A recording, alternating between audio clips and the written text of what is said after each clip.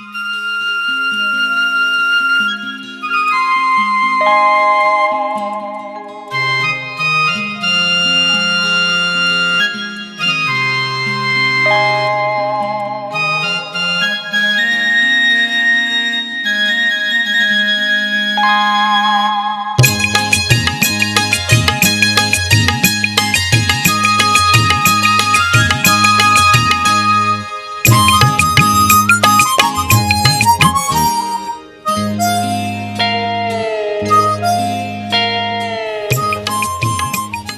the students present in this class are cordially welcome.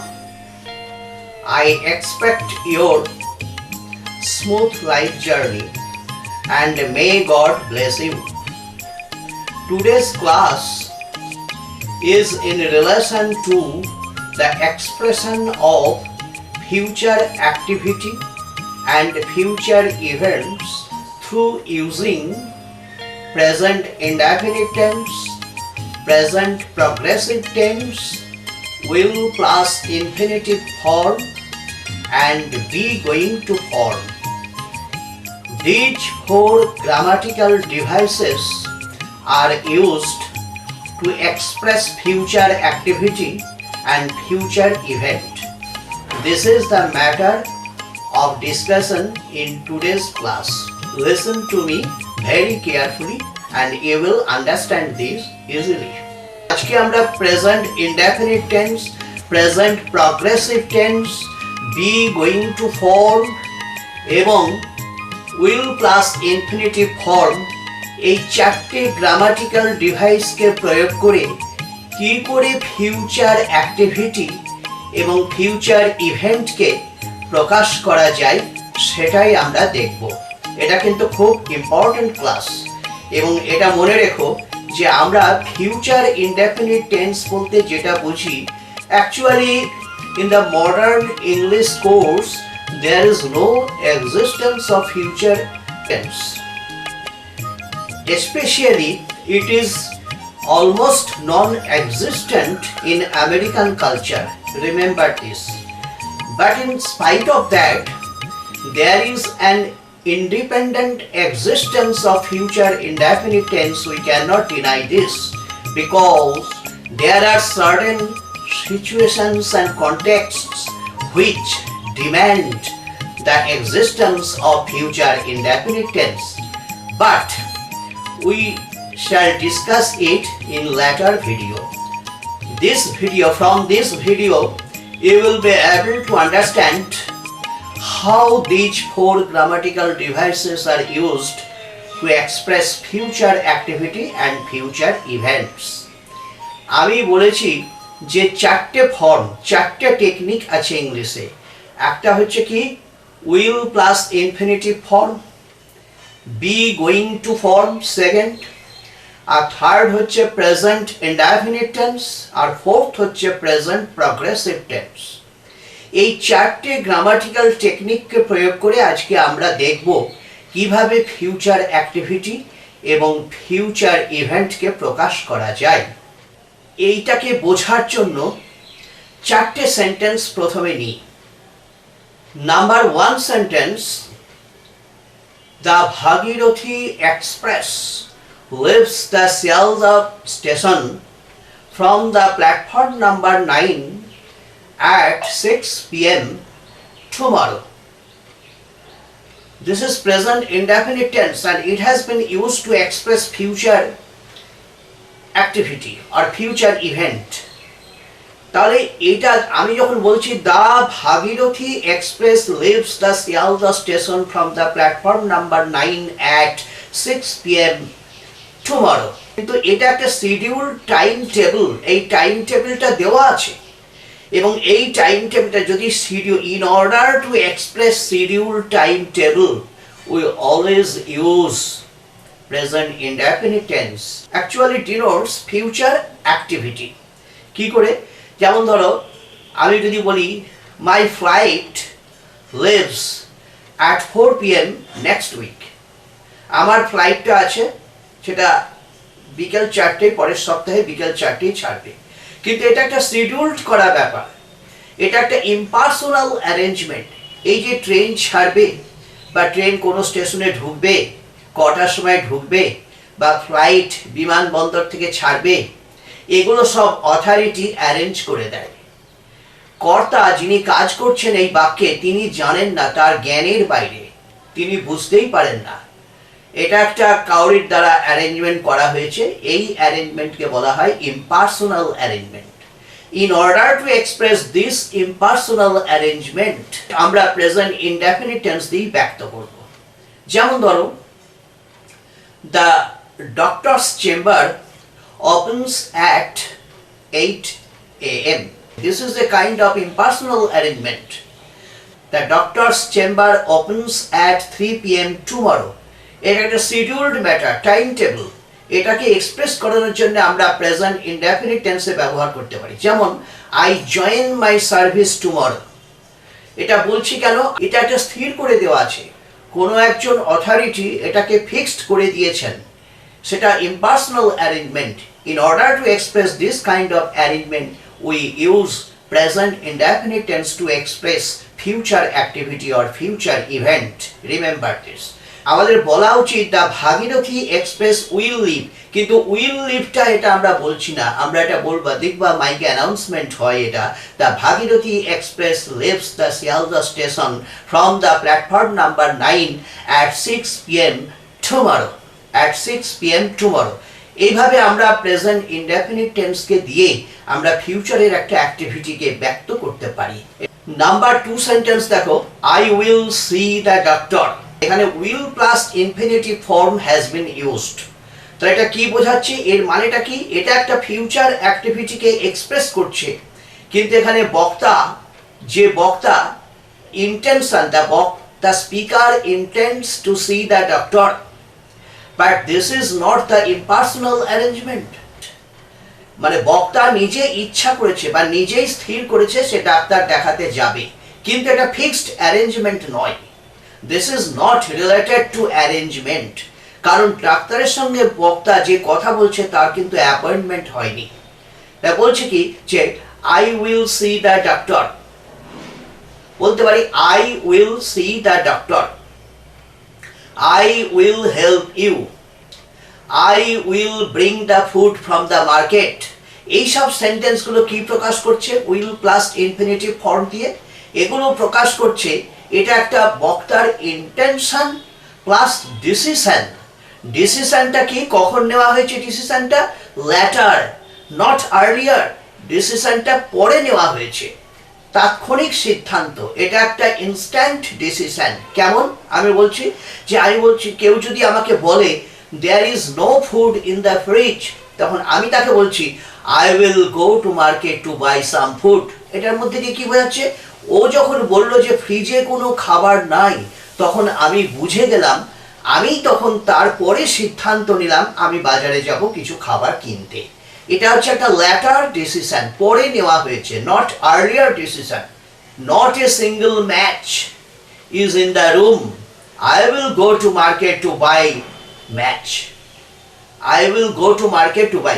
যখনই আমি শুনলাম যে কোনো ম্যাচ নাই, তখনই আমি সিদ্ধান্ত নিয়ে নিলাম যে আমি এটা যাব, এই কাজটা আমি এবার করব, তাই না? তাহলে উইল প্লাস ইনফিনিটিভ এই ফর্মটা কিভাবে ফিউচার অ্যাক্টিভিটিকে এক্সপ্রেস করে? এটা হচ্ছে কি, এটা একটা তাৎক্ষণিক সিদ্ধান্ত। ইন্টেনশন প্লাস ইনস্ট্যান্ট ডিসিশন, এইটা বোঝালে আমরা উইল প্লাস ইনফিনিটিভ এই গ্রামাটিক্যাল ডিভাইসটাকে প্রয়োগ করতে পারি।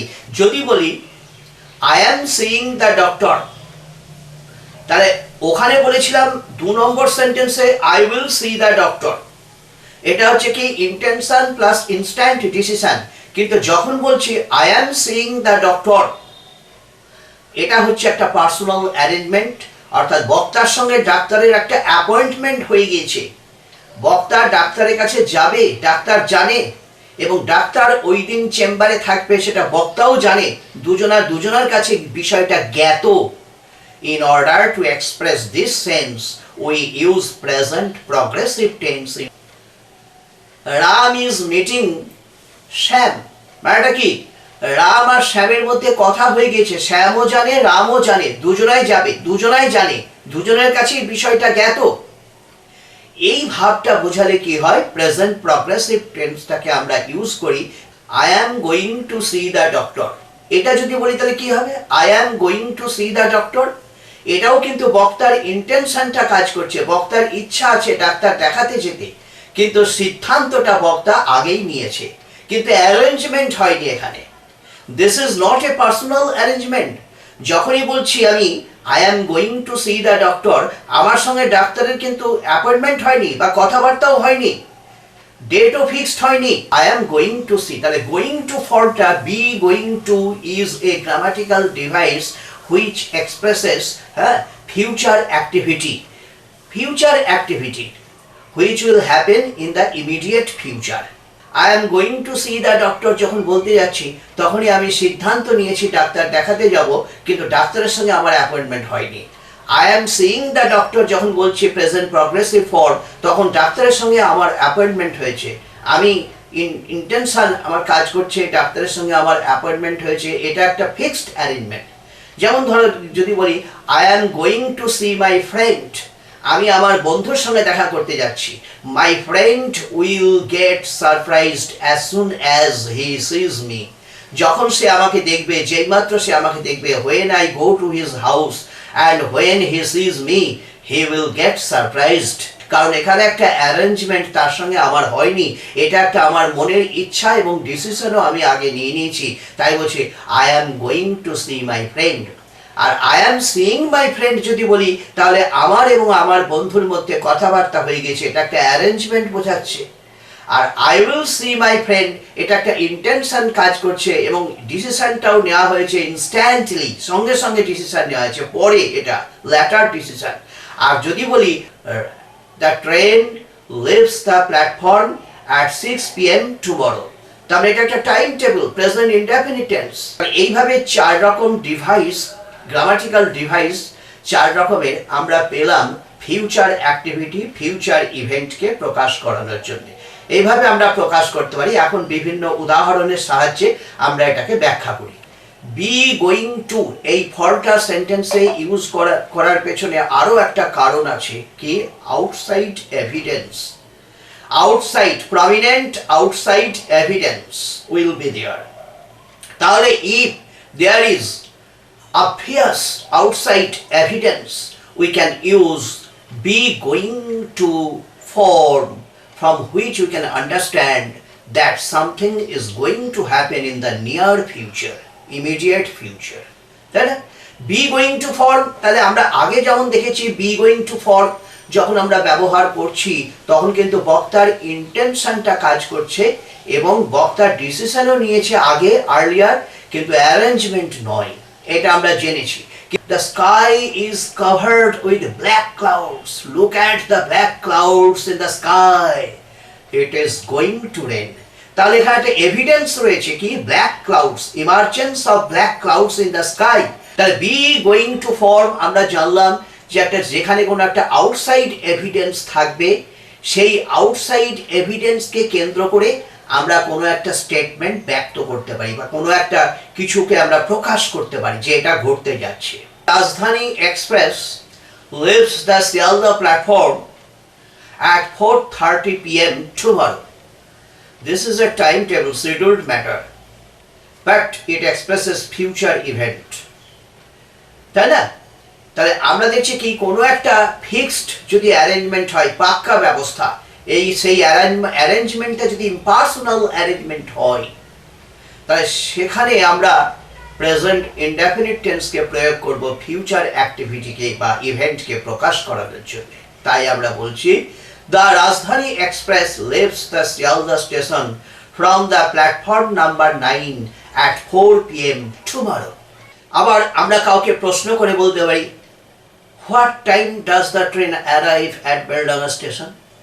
এভাবেও প্রশ্ন করে বলতে পারি what time does the train arrive, মানে ট্রেনের একটা অ্যারাইভাল আছে, সেই টাইমটা ফিক্সড অ্যারেঞ্জমেন্ট হয়ে আছে এবং সেটাকে আমি কাউরির কাছ থেকে আমি জানতে চাইছি যে কি what time does the train arrive at Beldanga station.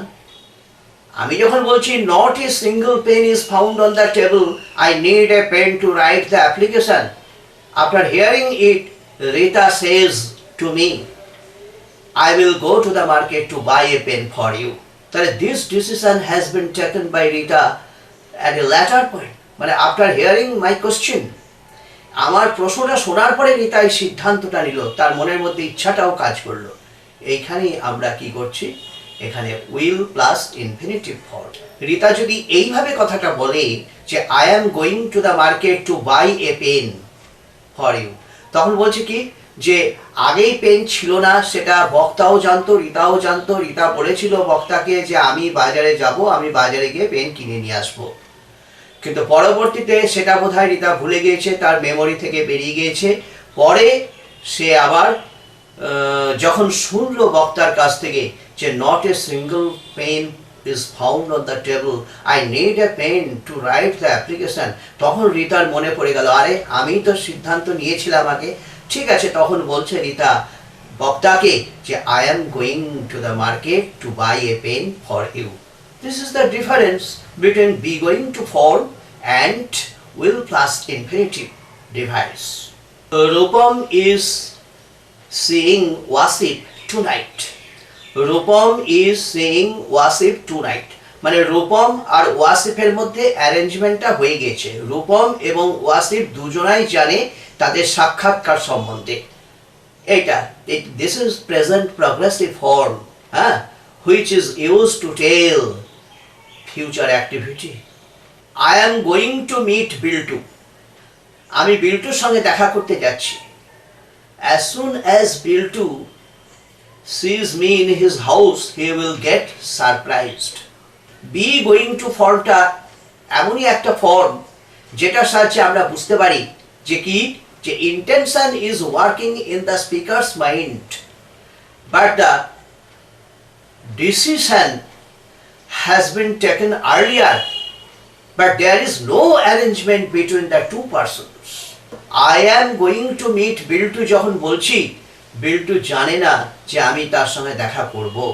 যখন আমি বিল্টুর কাছে যাব আমাকে দেখে অবাক হয়ে যাবে। আমার ডিসিশনটা আগে থেকেই নেওয়া আছে, ইন্টেনশনও আমার মনের মধ্যে কাজ করছে, কিন্তু এটা অ্যারেঞ্জমেন্ট হয়নি। সেক্ষেত্রে আমরা বলতে পারি I am going to meet Biltu. Who is preparing the food? কে খাবারটা তৈরি করছে? This is present progressive form. এখানে বক্তা জানতে চায়, এখানে ব্যক্তিটা জানতে চাইছে, বক্তা জানতে চাইছে অ্যারেঞ্জমেন্ট সম্পর্কে, তাই বলছে who is preparing the food. আর যদি বলি এইভাবে who is going to prepare the food, এখানে একটা ডিসিশন নেওয়া হয়েছে, সেই ডিসিশনের কি ডিসিশন নেওয়া হয়েছে সেটা জানার জন্য বক্তা এই কথাটা বলছে who is going to prepare the food. মানে decision taken earlier but arrangement has not been made. Sampa says, where is my mobile phone? So Pompa answers or tells, I will search it for you. মানে শম্পার মুখ থেকে শোনার পরে তখনই পম্পা সিদ্ধান্ত নিল, আমি তোমার জন্য মোবাইল ফোনটা আমি দেখছি, খুঁজে দিচ্ছি। তাই বলছে I will search it for you. তাহলে উইল প্লাস ইনফিনিটিভ কি প্রকাশ করছে? ইন্টেনশন কাজ করছে, কিন্তু ডিসিশনটা ল্যাটার ইনস্ট্যান্ট ডিসিশন, পরে নেওয়া হয়েছে। এ পর্যন্তই আজকে আলোচনা করলাম। আমরা বুঝতে পারলাম যে কিভাবে ফিউচার অ্যাক্টিভিটি, ফিউচার ইভেন্টকে এক্সপ্রেসড করানো হয় এইসব গ্রামাটিক্যাল ডিভাইসের মধ্য দিয়ে, যেগুলো আমরা জানলাম।